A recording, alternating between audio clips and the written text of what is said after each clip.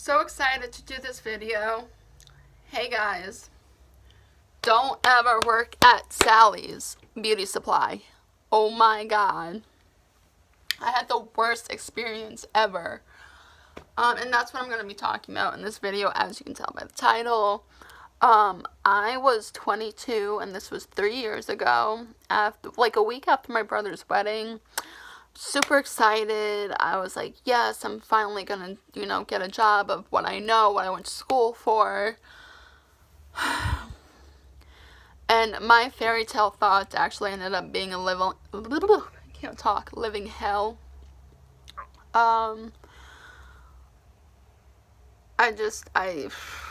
If I'm hesitant on things, it's like nerve-wracking, so I'm so traumatized from it. That's how bad it was.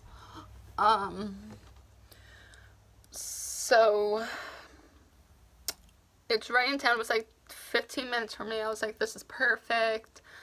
And it's in a strip mall, so there's like other things there that we could get lunch, and if we got hurt or something, it's right there. And guess I'm just gonna jump right into it. I ended up quitting. And I'm gonna list the reasons. Number one, the manager was a year older than me, or maybe 2 years older than me. So trashy.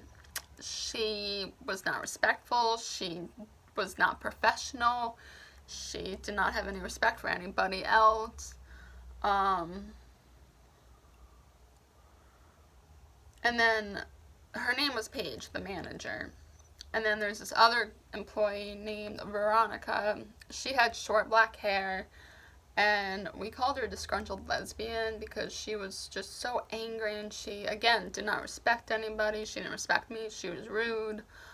And then this other girl, I can't remember her name because I blocked it out, but I went to school with her sister, who was a couple years older than me. So, and she was like the epitome of trash. They all were, to be honest. And what actually happened was, so I go in there, I get an application, I go to the local library in town, I fill it out, and I drive back to drop it off. Now I have worked in other hair salons before, so this wasn't like my first job. I've worked in, let's see, 1, 2, 3, 2. I worked in a couple. 3, yes, I worked in 3. And none of them worked out because they were all pretty much run by the same person. I'm trying to think of different. It was 2 of them were owned by the same person, and one of them was just a different woman who also didn't give me a good experience. So, and because it's my passion, one of my passions, my first passion is music. I was super amped about this, and it's like I went to school for this. I know my stuff, I took the test twice, so yeah, I do know my stuff. And it actually turned out to be a living hell. I just can't say that enough. I will say this, I was born with a learning disability because, well, I don't know why, but I was delayed in speech, which actually, when you have a learning disability, that's like the first sign. Now I never shut up. They thought I was going to have to use a typewriter. I was like, bitch, no, I got too much to say. And so what happened was, when you have a learning disability, it holds you back from pretty much everything in life. I got my license, my driver's license late. I am behind in school and basic math because when you have a learning disability in school, they not subcategorize, but they label you, and they put you into a special whole different classroom instead of the mainstream. First of all, I can't even fucking keep up with mainstream. I'm like, can you not erase that? I was not done yet. Um, but unfortunately, I was placed in a lower class where, unfortunately, the kids are, have severe depression, they are drug users, they have their head down, they sleep, they don't want to do work. And I was like, why am I in this class? And then I keep forgetting it was for my safety because this other girl wants to kick my ass and fight me, and I was just like, bitch, what the fuck? I didn't do anything to you. That we're cool. That's a whole nother story, but, um, and so I tried explaining that to them, I'm like, yes, I know I'm just starting out, but you're gonna have to break things down for me, dumb things down for me, explain things more than once, show me more than once, because it's the repetition that helped me. And, this is the sad part. They didn't really seem to get the concept of it. They just thought, oh, I'm nervous, it's my first job, I'm making excuses, da da da da. And that really pissed me off, because I'm like, what, a person with Down syndromes or mentally handicapped make excuses? Just because I'm not in a wheelchair doesn't mean I have, issues. And that's another thing that made me mad. It's like, well, yeah, I look fine, but that doesn't mean there's not a million things going on in my head. Which is another thing. I have endometriosis stage 3, and this is all stuff I have to put on my work application because they have to know what kind of person's, going to be on their team, what kind of person you're going to be, and working there.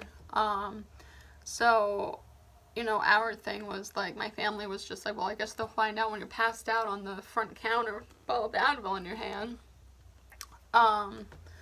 Like, yeah, I guess you're right. I'll let it be their problem. And luckily it was in a strip mall, and, because it's a small town, so everything's kind of close together. It didn't last for that long. It only lasted a couple months, like from October or maybe November. I'm gonna say October, probably till January it lasted.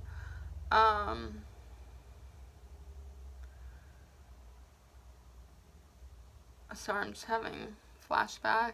I was super excited, and what ended up happening was they did not train me at all. Like, they would show me things like once or twice, and they were like, okay, got it, and I'm like, no, I don't, and then they would wonder why I would call them up saying, I don't know how to do this, you gotta come here. But they would go out to PA, because that's where they lived, to get alcohol, to get drunk, to get intoxicated, to get wasted, and then show up at work. Like, let's say we needed something, or they would be so not sober, and then they'd show up to work hungover. And then, here's the thing, they would show up to work hungover, and then, like, type in the computer that they were here from the time that they were supposed to be, like, let's say, like, not, it's, I don't know, 8 o'clock till, I don't know, 1 o'clock. They would type in the computer, okay, they would log in, 8 o'clock, and then let's say it was, like, 11, they would type in, okay, I was here at 1, and then go home, and then they would leave me by myself. And that's stupid because the computer has, like, a timestamp on it, so the computer fucking knows that you logged out early. I was constantly being bullied and harassed because they were laughing and behind my back and saying, oh, nothing, it's an inside joke, whatever. I'm like, oh, okay, whatever. Here's the biggest thing. It was New Year's Eve, I think, and they wanted me to put up 250 sales tags by myself. I didn't have any more time than the few hours that I was there. And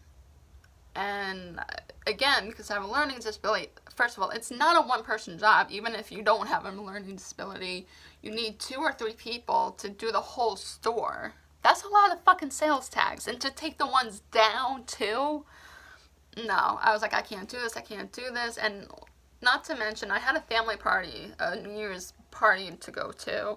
So I was like texting everybody, I was like, I'm doing the best I can. And they're all like, you know, relax, Britt, you can do this, you got this. They're very supportive of me.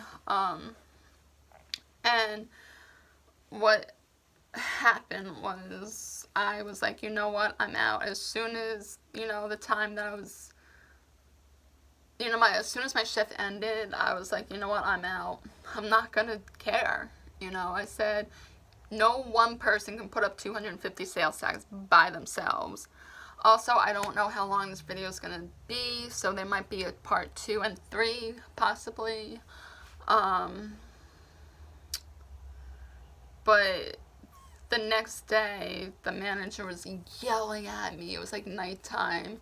The manager was yelling at me so loud that the people in front, now granted it wasn't a big store, but they had like a metal door, and the people up front could hear what was going on in the back, and I was just sitting there quiet.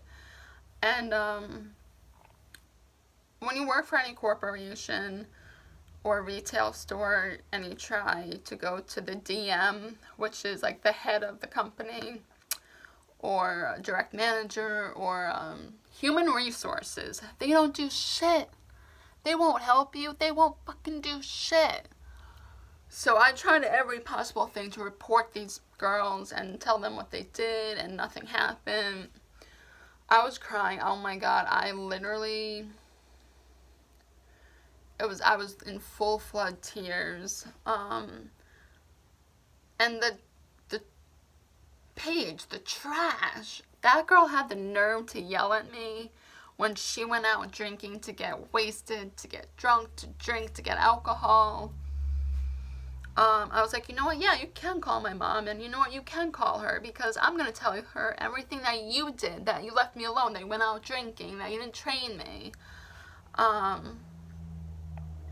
had to like sign my initials to like let them know that I like approve this. And then this other time, I was left again alone with the third girl that her sister and I went to school with. We're supposed to have our keys on us at all times, and it's hard because, like, first of all, you're busy helping customers, you're, you know, so intact with helping them and, you know, having a good score and whatnot, and, or, like, I don't know, my first instinct is when I get home, I, like, take my key, you know, and throw my keys on the table or whatever. So it was windy, it was winter, it was a very, very windy day. We had to go to the dumpster, so I put a cardboard box in between the door and like the wall. And I think what happened was the box happened to like move a smidge and we got locked out. It was either a combination of the door was too heavy, it was an empty cardboard box, and it was windy. And we left the keys inside, so we locked the front door, and then we got locked out, and we had to call Paige and Veronica, who Paige was the manager and Veronica was just another employee, the disgruntled lesbian, to come. And they were so pissed. She was so nervous. Girl number 3 was so nervous. I don't remember her name because I blocked it out. I was like, you know what, this isn't our fault. Like, they shouldn't be out drinking in Pennsylvania. They should be here working and helping us. I mean, I was still nervous, but I knew I wasn't, you know, I knew I wasn't wrong. But she was making me more nervous because she's like, this is going to be so bad, this is going to be so bad. I'm like, can you shut up? Can you think, like, I was trying to, like, talk to her. I was like, this isn't our fault. They shouldn't be out drinking. But she's trash, too. So, you know, the 3 of them all thought alike. And in some ways. And, there's just been so many instances of that's too. This other time, this woman wanted to return something. I wasn't trained on how to return something, and I was there yet again left alone, and I had to call her up and said, I don't know how to do this, you can't tell me over the phone, can you come down and show me, and I don't know, actually be here and work. And she actually did had to come and do it for her because I was not doing it. I'm like, I'm so sorry, she didn't train me. She goes, no, sweetie, you're doing fine. I'm in no rush. I'm like, oh my God, thank God for people like you.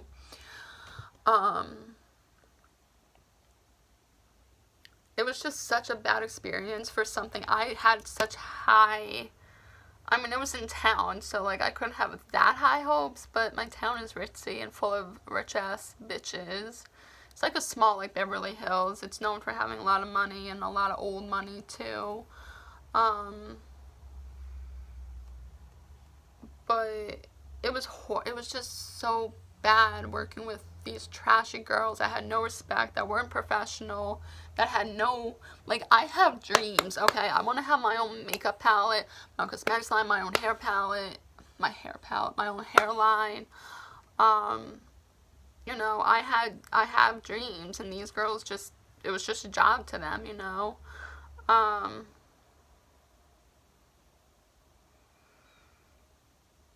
I'm trying to think if there's anything else.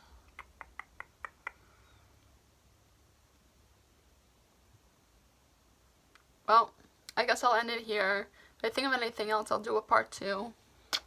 Thank you guys, and I hope this helps. I hope you enjoy it, and I hope this spreads awareness.